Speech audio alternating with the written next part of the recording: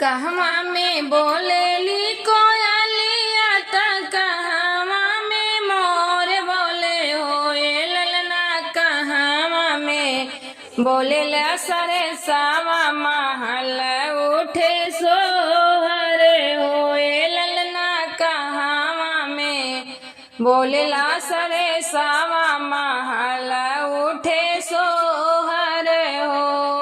कहवा में बोलेली कोयलिया त कहवा में मोर बोले हो ए ललना कहवा में बोलेला सरे सावा महल उठे सोहर हो ए ललना कहवा में बोलेला सरे सावा महल उठे सोहर हो।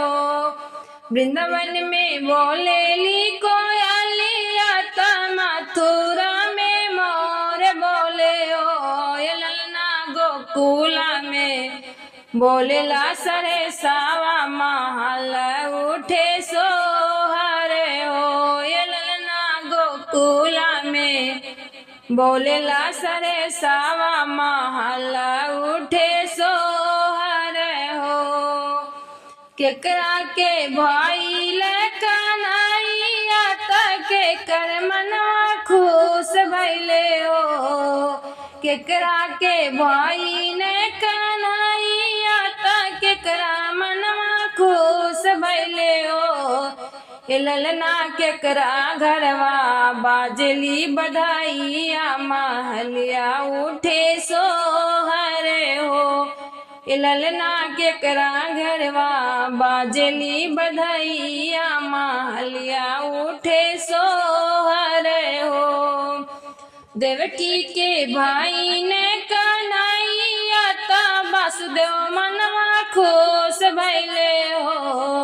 देवकी के भाई ने कन्हैया त वासुदेव मनवा खुश भइले हो। ए ललना नंद घरवा बाजली बधाइया महल उठे सोहर हो।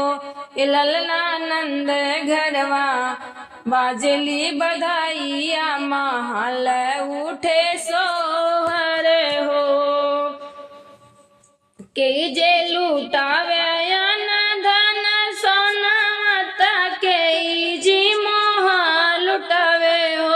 ए ललना के जे गावेल्या बधाइया महल उठे सोहर हो। ए ललना के जे लुटावेला मोहर महल उठे सोहर हो।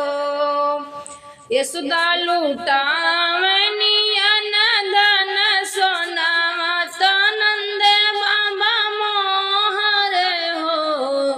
यशोदा लुटावे अन धन सोनावा त नंद बाबा मोहर हो। ए ललना सखी सब गावेली बधाइया महल उठे सोहर हो। ए ललना सखी सब गावेली बधाइया महल उठे सोहर हो।